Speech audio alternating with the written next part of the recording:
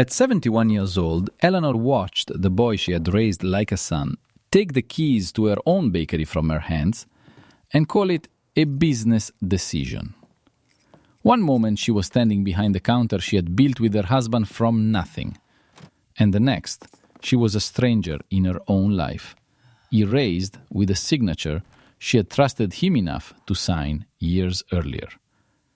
He told her to rest, told her she had done enough, told her he would take care of her, as if 4 decades of sacrifice could be replaced with a small monthly check and a polite dismissal. By the end of the month, Eleanor had nothing left but a suitcase and a broken-down diner no one else wanted, sitting abandoned on the side of a forgotten road. They said it was worthless. No power, no water, falling apart piece by piece. A place where businesses went to die. A place where a 71-year-old woman had no chance of surviving, let alone starting over. And maybe they were right, if that diner had really been what it seemed. Because what Eleanor found hidden behind its rotting walls wasn't just decay. It wasn't just another failure waiting to happen. It was something no one had bothered to look for.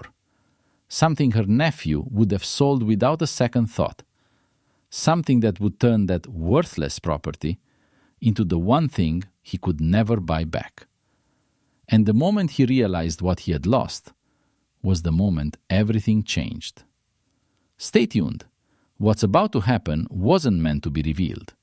Subscribe, turn on notifications, and comment wherever you're watching. The keys were taken from Eleanor's hand as if she had never earned the right to hold them. It happened in the middle of the bakery, flour still in the air, the scent of cinnamon and yeast clinging to the walls like memory. She stood behind the counter where she had spent most of her life, watching her nephew Daniel avoid her eyes as he wiped his hands on a pristine white apron that had never known real work. "We're restructuring," he said, too smoothly, too rehearsed. "The business needs a new direction." Eleanor didn't move. Her fingers rested lightly on the worn wooden surface, tracing invisible lines carved by decades of kneading dough, wrapping bread, counting change. "And I'm not part of that direction?" Daniel exhaled as if burdened.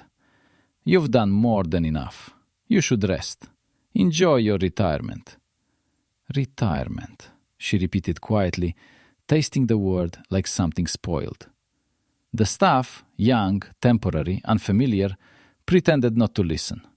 None of them knew that she had opened this place with her late husband when the street outside was barely paved.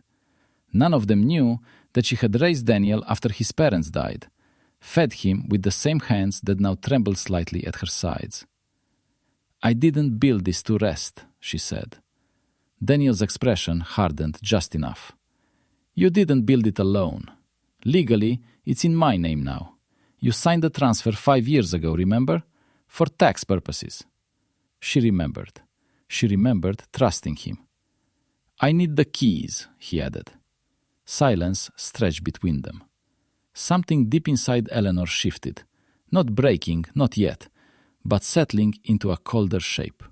Slowly, deliberately, she reached into her pocket and placed the keys on the counter. They made a soft, final sound. Daniel picked them up quickly, as if afraid she might change her mind. "You'll be taken care of," he said, already stepping back. "I've arranged a small monthly stipend. It's generous." She almost smiled at that word. Generous. "I don't need your generosity," she replied. But he was already turning away. By the end of the day, her name had been removed from the front window. By the end of the week, she was gone from the place that had once been her entire world. And by the end of the month, Eleanor found herself standing on the side of a forgotten highway, staring at a building no one else wanted. It had once been a diner. You could still see the faded lettering above the entrance, barely clinging to rusted metal. The windows were cracked, one completely boarded over. The parking lot was a field of weeds pushing through broken asphalt. It was the only thing she could afford. The realtor hadn't even tried to hide his disbelief. It's been empty for 15 years, he said. No power, no water, the roof leaks. There's probably mold. Honestly, I don't know why you'd... I'll take it, Eleanor interrupted. The price was low enough to feel like an insult. She paid in full. Now she stood there alone, a single suitcase at her feet, the wind tugging at her coat. Cars passed occasionally, fast enough that no one looked twice. It didn't matter. She walked to the door and pushed it open. The smell hit her first. Dust, rot, something faintly metallic. The interior was worse than she'd imagined. Tables overturned, vinyl seats torn open, a long counter coated in grime. The kitchen behind it was a graveyard of rusted appliances. For a moment, just one moment, she let the truth settle. She was 71 years old. She had been discarded. And this was what remained. Her hand tightened around the strap of her bag. No, she said aloud, her voice steady in the emptiness. This is what I build next. The first night was cold. She slept in the corner booth that looked least likely to collapse, wrapped in her coat, listening to the building creak with every gust of wind. She woke before dawn, stiff and aching, her breath visible in the air. There was no electricity, so the sunrise came slowly, filtering through cracked glass and illuminating the full extent of the damage. It was overwhelming. Good. Overwhelming meant there was work to do. She started with the front. One table at a time, she dragged them upright. She wiped down surfaces with water she had carried in from a nearby gas station 2 miles down the road. Her hands blistered by midday, but she didn't stop. She didn't have the luxury of stopping. By the third day, a truck pulled into the lot. Eleanor straightened instinctively, watching as a man stepped out. He was in his 60s, broad-shouldered, with the kind of posture that suggested a lifetime of fixing things. "You the one who bought this place?" he asked, looking around. "I am." He nodded slowly, taking in the scene. "Name's Walter.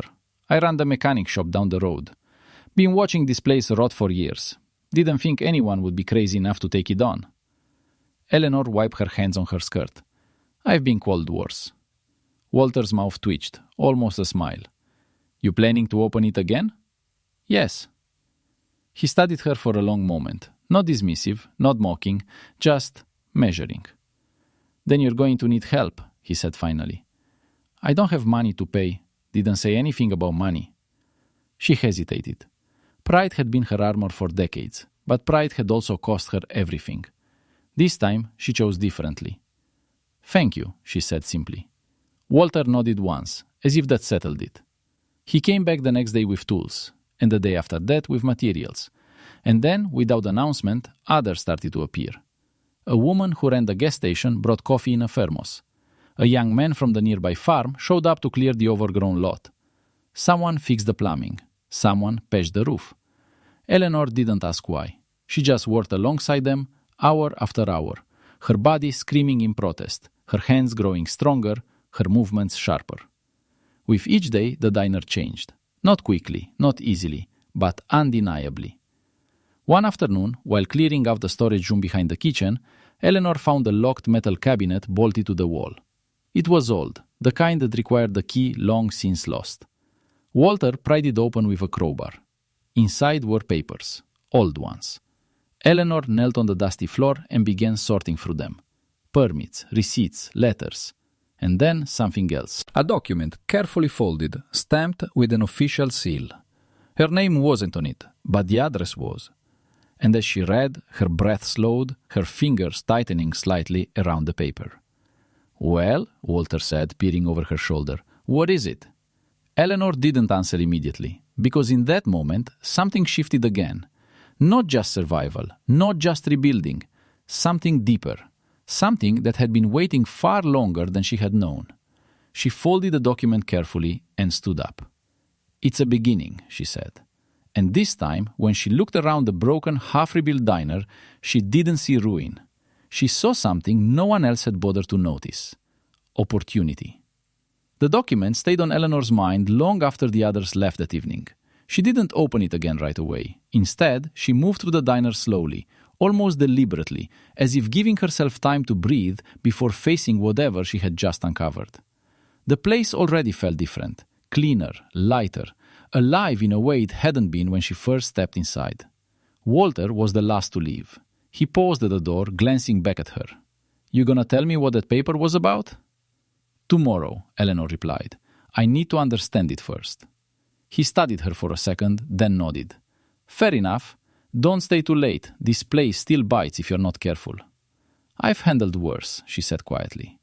That earned her a faint smile before he stepped outside and disappeared into the fading light.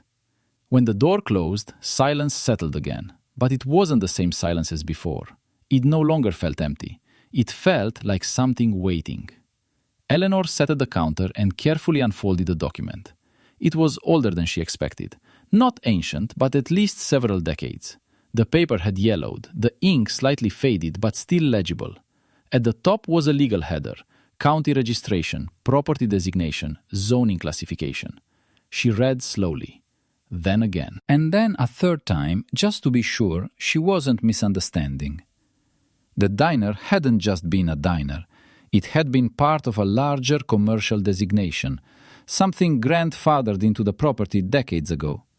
A roadside service hub, the document called it.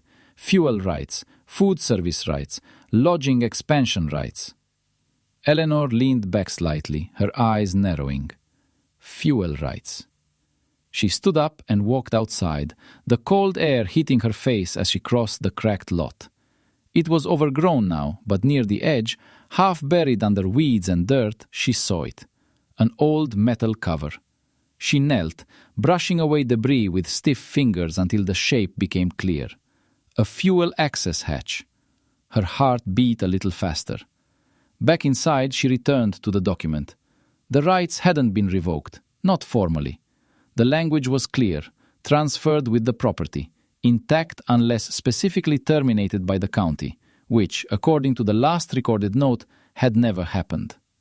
Eleanor sat there for a long moment, very still. This wasn't just a broken diner. This was a place that could have been something much bigger, and no one had noticed. Or worse, they had and dismissed it. She thought of Daniel, of the way he had stood behind that counter, confident, certain, convinced he understood value. Numbers, growth, expansion. He would have sold this place without looking twice. The corner of Eleanor's mouth lifted slightly. "Not everything shows itself on paper," she murmured. The next morning, she was waiting when Walter arrived. He stepped out of his truck, coffee in hand, and raised an eyebrow. "You look like you didn't sleep." "I didn't," she replied. "Come inside." That got his attention. She spread the document out on the counter and walked him through it, piece by piece. He listened without interrupting, his expression shifting slowly from curiosity to something sharper. When she finished, he let out a low whistle. "You're telling me this place used to have fuel pumps?" "And legally still can," Eleanor said, "if the infrastructure is restored." Walter leaned back, rubbing his chin. "That's not small. That's real business. Out here, between two towns like this, you'd get steady traffic. Truckers, travelers, people need stops like that." "I know." He looked at her then, really looked at her, as if recalibrating everything he thought he understood. "This changes things," he said. "Yes," Eleanor replied calmly. "It does." For the first time since he'd met her, Walter laughed. Not mocking, not disbelieving, just impressed. "Well, I'll be damned," he said. "You didn't just buy a ruin. You bought a sleeping giant." Eleanor folded the document carefully. "Then we wake it up." The work changed after that. It wasn't just survival anymore. It wasn't just cleaning and patching and making do. It became deliberate. Walter brought in contacts, people who understood systems, permits, inspections. The woman from the gas station connected Eleanor with a supplier who still dealt with older fuel line restorations. The young man from the farm brought in equipment to clear more land than anyone had originally planned. Word spread. Not loudly, not officially, but enough. People started stopping by not just to help, but to ask questions. What are you building here? Eleanor never oversold it. A place worth stopping at, she would say. And somehow, that was enough. Weeks passed. The diner slowly took shape. Floors repaired, walls cleaned and painted. The counter restored to its original shine. The kitchen functional again. Outside, the lot was leveled. The old fuel access point was uncovered completely, inspected and, miraculously, deemed salvageable with enough work. It wasn't cheap, but Eleanor found ways. She sold what little she had left from her previous life, not with regret, but with clarity. Every dollar became something tangible here. A pipe, a fixture, a permit fee. Every piece mattered. One afternoon, as she stood reviewing a set of plans with Walter, a sleek car pulled into the lot. Eleanor didn't recognize it, but she recognized the man who stepped out. Daniel. He looked out of place immediately. His shoes weren't meant for dirt, his coat too clean, his expression already tight with discomfort. He walked toward her, glancing around with poorly concealed disbelief. "You've been busy," he said. Eleanor didn't answer right away.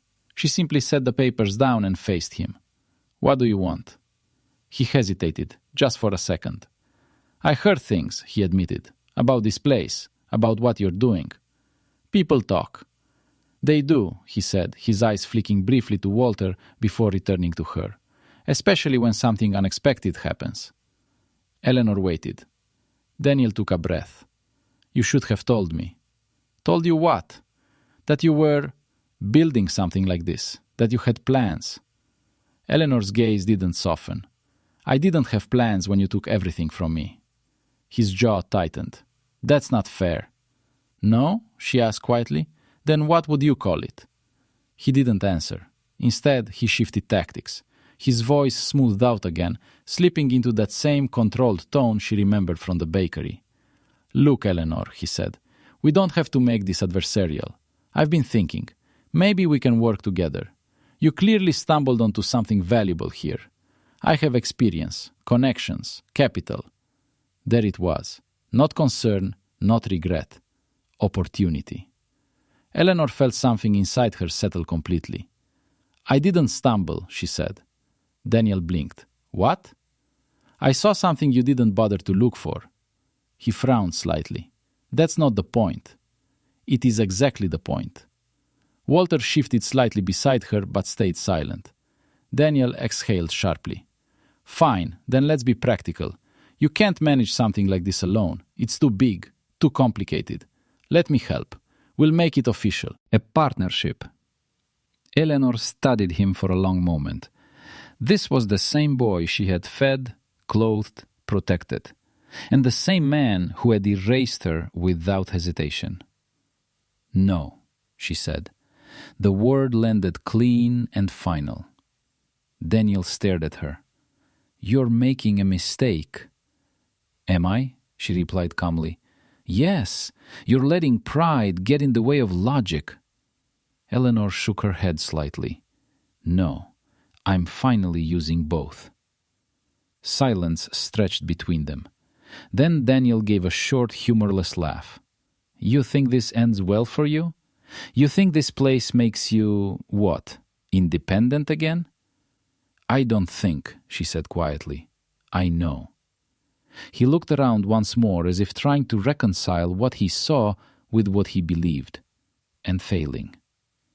"You'll come back," he said finally, "when this gets too much, when it falls apart." Eleanor didn't respond. She didn't need to, because for the first time, she wasn't building something for him to understand.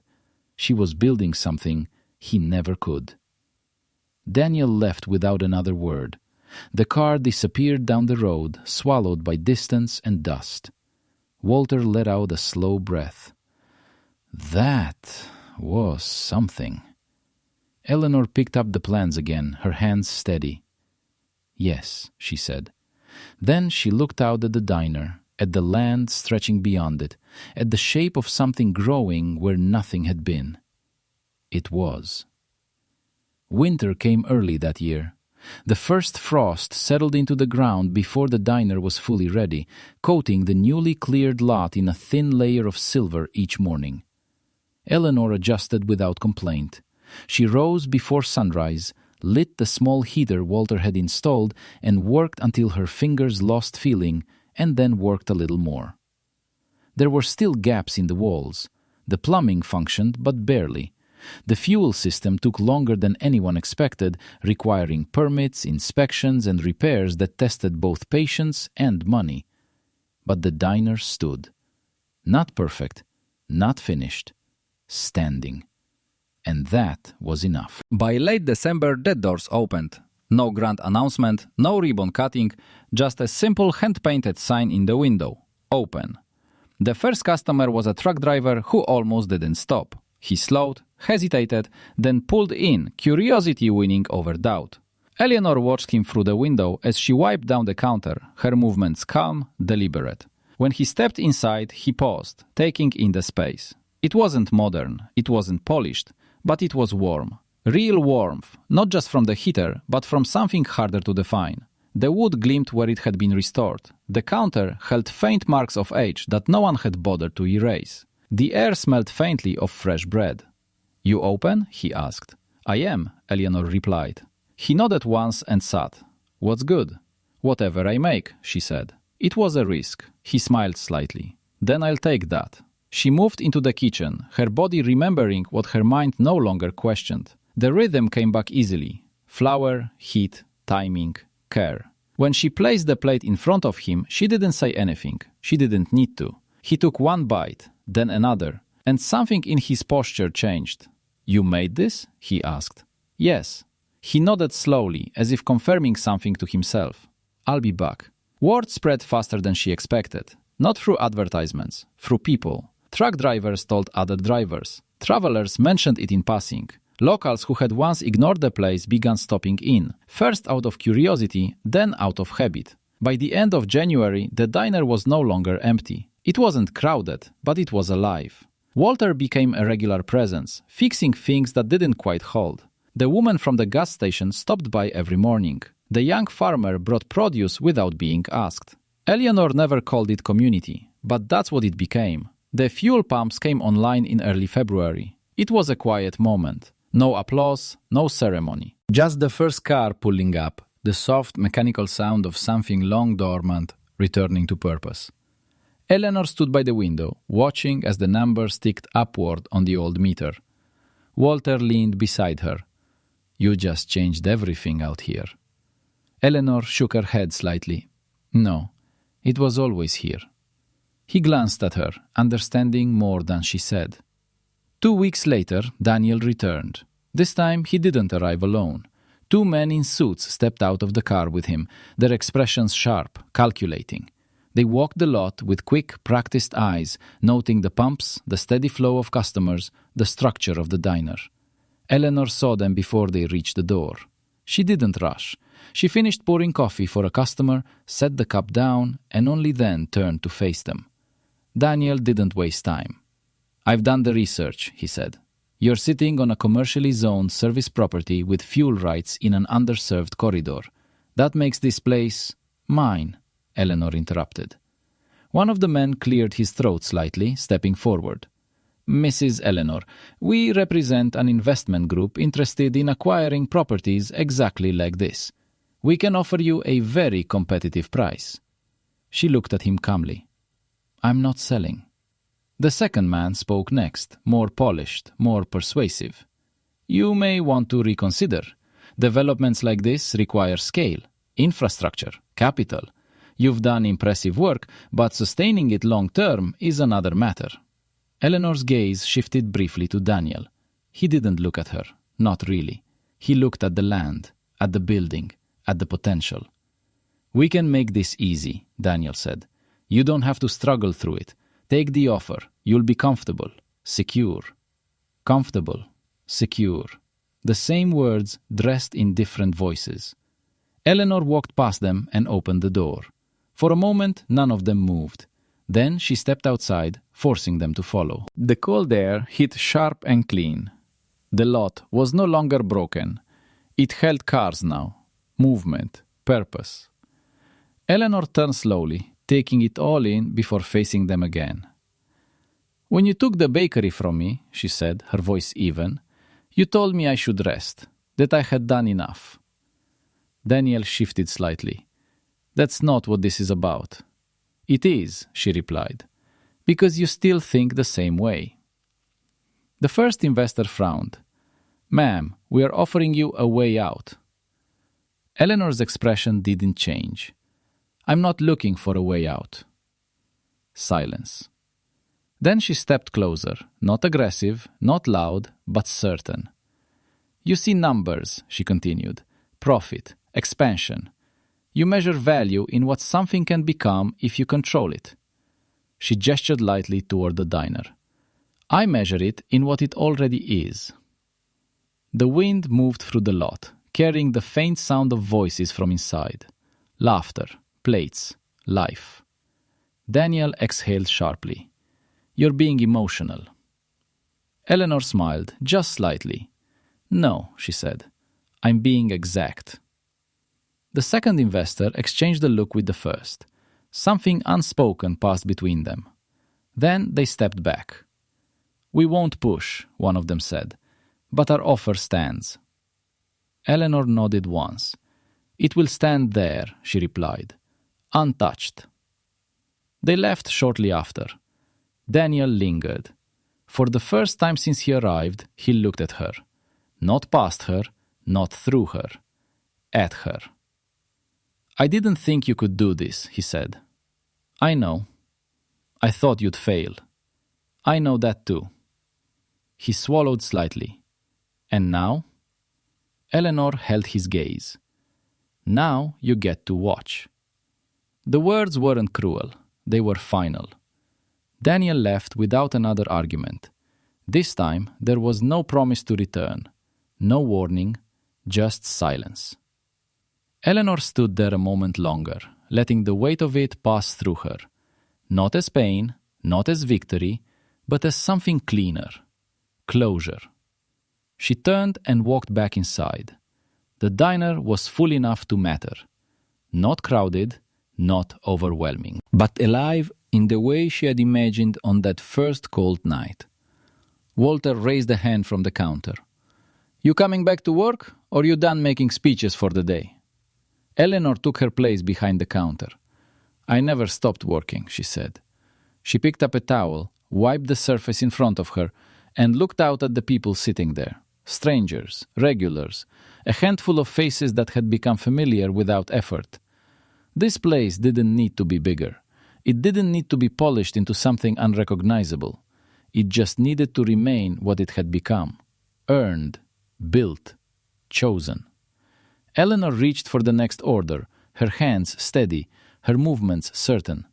For the first time in a long time, there was nothing left to prove, and nothing left that could be taken from her.